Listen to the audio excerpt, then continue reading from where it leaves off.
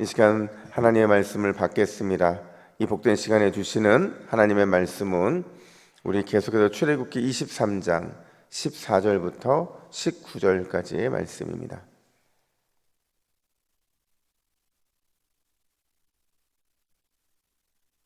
구약성경 117면 출애굽기 23장 14절부터 19절까지의 말씀,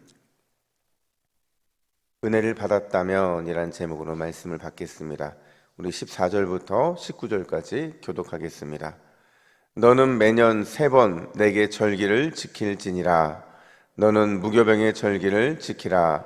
내가 내게 명령한 대로 아비벌의 정한 때에 이래 동안 무교병을 먹을지니 이는 그 달에 내가 애굽에서 나왔음이라. 빈손으로 내 앞에 나오지 말지니라. 맥추절을 지키라. 이는 내가 수고하여 밭에 뿌린 것의 첫 열매를 거둠이니라. 수장절을 지키라. 이는 내가 수고하여 이룬 것을 연말에 밭에서부터 거두어 저장함이니라. 내 모든 남자는 매년 3번씩 주 여호와께 보일지니라. 너는 내 제물의 피를 유교병과 함께 드리지 말며 내 절기의 제물의 기름을 아침까지 남겨두지 말지니라. 내 토지에서 처음 거둔 열매에 가장 좋은 것을 가져다가 너희 하나님 여호와의 전에 드릴지니라. 너는 염소 새끼를 그 어미의 젖으로 삼지 말지니라. 아멘. 가끔 신방을 하다 보면요, 그냥 예기치 않게 보는 것들이 있어요. 뭐 가족 사진들도 보겠지만, 또 어떤 걸 보게 되냐면 달력을 볼 때가 많이 있어요. 뭐 우리 교회 달력이 붙어 있나 안 되나 그걸 보는 게 아니고요. 달력에 어떤 표시가 되어 있나 이런 걸 가끔 그냥 예기치 않게 보는 거예요. 그러다 보면 빨간색으로 뭐가 표시되어 있고 막 이러면 물어보고 싶잖아요. 그래서 뭐 어떤 분은 생일이실 때도 있고 또 어떤 때는 뭐 병원 가는 날일 수도 있고 이럴 때도 있더라고요. 근데 제가 어느 가정에 신방을 한번 간 적이 있었는데 그 가정의 달력은 아주 독특한 거예요. 왜 독특했냐면 큰 달력이 붙어 있는데 그 달력에 목요일만 빨간색으로 4번 동그라미가 쳐져 있는 겁니다. 그래서 제가 물었어요. 집사님, 이번 달에 이 중요한 일정들이 목요일 날만 겹쳐 있나 봐요. 그랬더니 하시는 말씀이 이 달력의 표시 말하는 거예요. 이건 특별한 게 아니고요. 요즘 우리 가족이 너무 예민해서 그냥 무조건 하루는 감사해야겠다 생각을 하고 목요일을 그 감사의 날짜로 정하고 목요일만 이렇게 다 동그라미 쳐놓은 겁니다. 동그라미 쳐져 있으니까 무슨 날이 있나 생각하고 뭔가 준비를 할 거잖아요. 그래서 감사의 준비를 미리미리 하라고 동그라미를 쳐놓은 겁니다. 이런 얘기를 하는 거예요. 참 아이디어 좋지 않아요? 그러니까 우리가 감사를 잃어버리기 쉬운데 그 감사를 그날 또 그 주마다 감사할 것을 정해놓고 그 날짜에 표시를 해놓는 게 참 특별한 가정이다 이런 생각을 하게 됐어요. 여러분, 오늘 본문은요 이렇게 시작을 해요. 우리 14절 말씀을 다시 한번 읽습니다. 시작. 너는 매년 3번 내게 절기를 지킬지니라. 아멘. 여러분, 아시는 것처럼 이스라엘 백성들은 1년에 몇 번 절기를 지켰죠? 3번 절기를 지켰어요. 이 말은 바꿔 말하면 3번 반드시 이스라엘 남자라면 예루살렘에 올라와서 거기서 제사를 지냈다라는 겁니다. 여러분, 절기를 우리나라 말로 바꾸면 뭐가 될까요? 국경일이 되는 겁니다. 그러니까 하나님께서는 자신이 말씀하신 그날을 국경일로 전해서 이스라엘 백성들이 반드시 지키고 기념하기를 원하셨다라는 거예요. 그 절기, 그 국경일이 언제냐?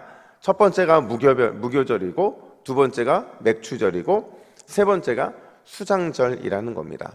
이런 무교절이 뭐예요? 무교절을 다른 말로 바꿔 말하면 무교병의 절기라고 불리는데 누룩이 들어가지 않은 떡, 누룩이 들어가지 않은 빵을 먹는 겁니다. 여러분, 무교절의 시작은 6월절 어린 양의 피로 인해서 이스라엘 백성들이 애굽에서 죄의 죽음으로부터 구원을 얻은 것을 기념하는 그런 절기잖아요. 그러니까 7일 동안, 그러니까 첫날이 6월절이고요. 그리고 나서 이 6일 동안 무교절을 지키게 되는데 이때 절대로 누룩이 들어간 빵을 먹으면 안 됐어요. 왜냐하면 누룩은 죄에 대한 결과, 죄에 대한 이 오염을 가리키기 때문에 그런 거죠. 이게 태양력으로 3, 4월인데요. 참 재밌는 게 이때가요, 단순히 이스라엘 백성들이 애굽에서 나온 죄에서 죽음의 구원을 얻은 바로 그 절기이면서 동시에 이때가 가장 첫 번째로 보리를 수확하는 시기였다라고 하더라고요. 그 다음에 이어서 나오는 게 이제 맥추절인데요.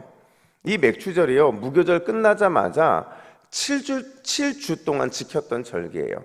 그러니까 이 무교절 딱 이때만 지킨 게 아니고 7주 내내 지켰던 게 바로 이 맥추절이라는 겁니다. 그래서 우리는 77절이라고 부르는데, 하나님께서 명령하신 절기 중에 제일 긴 게 바로 이 77절, 그 맥주절이었어요. 모든 열매의 첫 수확을 거두게 되는데, 그 거둔 것을 하나님께 가장 좋은 곳으로 드리고 기념하는 아주 굉장히 중요한 절기라고 말할 수 있어요. 근데 여러분, 이 절기에 대해 숨은 게 있어요. 어떤 게 있냐면, 이 시기가요, 어떤 시기랑 맞아떨어지냐면 시내산에서 이스라엘 백성들, 특별히 모세가 토라, 율법을 받은 시기가 바로 이 맥추절 안에 끼어 있더라는 거죠. 그래서 그들은요, 요 77에 49잖아요. 49일 동안 이 절기를 보내면서 육의 양식을 주신 하나님께 감사했고, 영의 양식을 주신 하나님께 감사를 했다는 거예요. 그래서 이 77절을 보내면서, 이 맥추절을 보내면서 그들에는요, 특별하게 하나님께서 이들에게 이 기간 동안에는 어떤 종교적인 어떤 행사도 주지 않으셨어요. 왜냐하면 가장 중요한 시기였기 때문에 그렇죠. 어떤 열매를 거두었을 때 그 열매를 거두기 위해서 그들이 힘쓰고 애써야 되는 시기를 주셨고, 그냥 안식일에, 특별히 그들이 그 안식일에 기쁨으로 토라와 율법을 주신 하나님께 감사하는 마음을 가질 수 있도록 아주 이때는 진짜 하나님께서 딱 집중할 수 있는 시기를 주셨다라는 거예요. 그래서 이 절기가 신약 시대에는 어떤 절기로 불리냐면 77에 49 다음 날 해서 50일이잖아요. 그래서 오순절이라고도 불렸다는 거예요. 마지막에 수장절인데요. 이 수장절은 말 그대로 마지막으로 곡식을 거두고 한 해 동안 거둔 곡식을 그냥 다 저장하는 시기였다는 거죠. 그러니까 오늘날 따지면 뭐가 될까요? 추수 감사절이 바로 이 수장절인 거죠. 그러니까 나중에 광야에서의 초막을 짓고 생활했던 그 상황들을 떠올리다 보니까 그들이 이 절기를 초막절이라고도 불렀고 장막절이라고도 불렀다라는 겁니다. 여러분, 이렇게 세 절기에 대해서 간단하게 우리가 살펴봤는데요.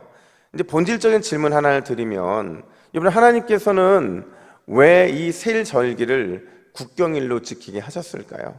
이 세 절기 속에 하나님은 어떤 뜻을 우리에게 보여주기를 원하셨을까? 첫 번째로, 하나님의 은혜를 매 순간 잊지 말라라는 겁니다.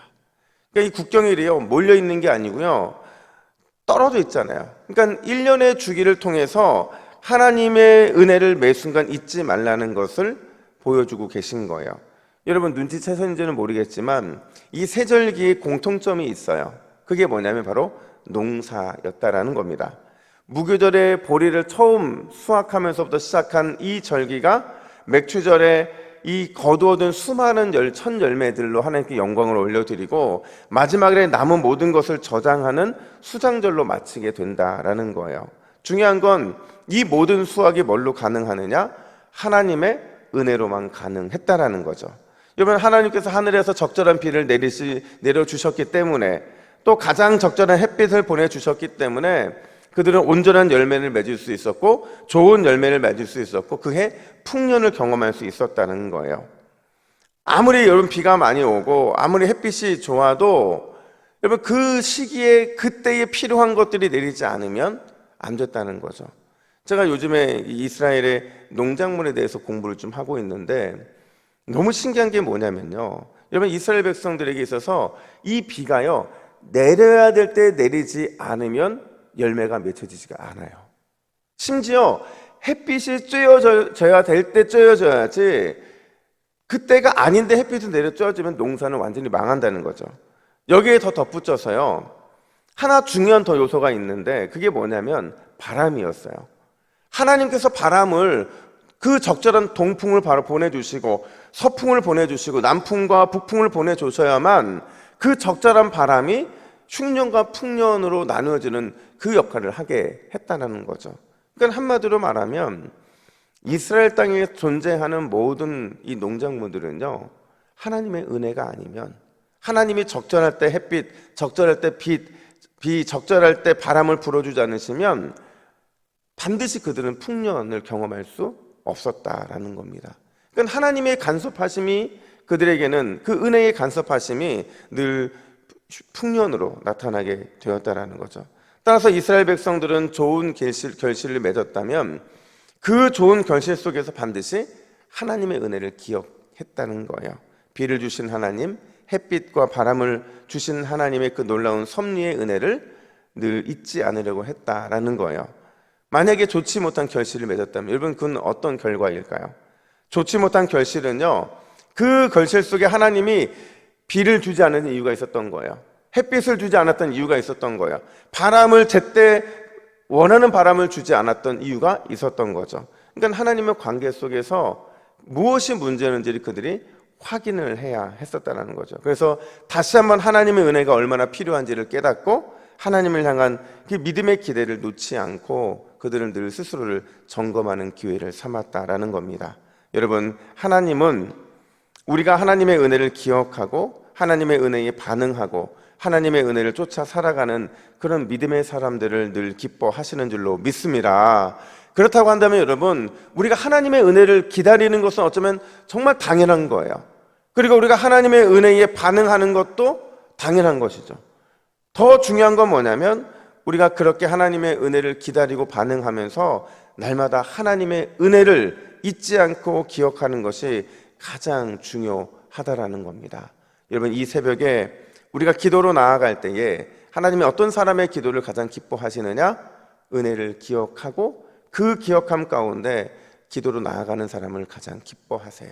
여러분, 저는 오늘 우리가 주일 낮 예배도 설교를 들으실 텐데 이 기억하는 것은 모든 것을 열어가는 열쇠입니다.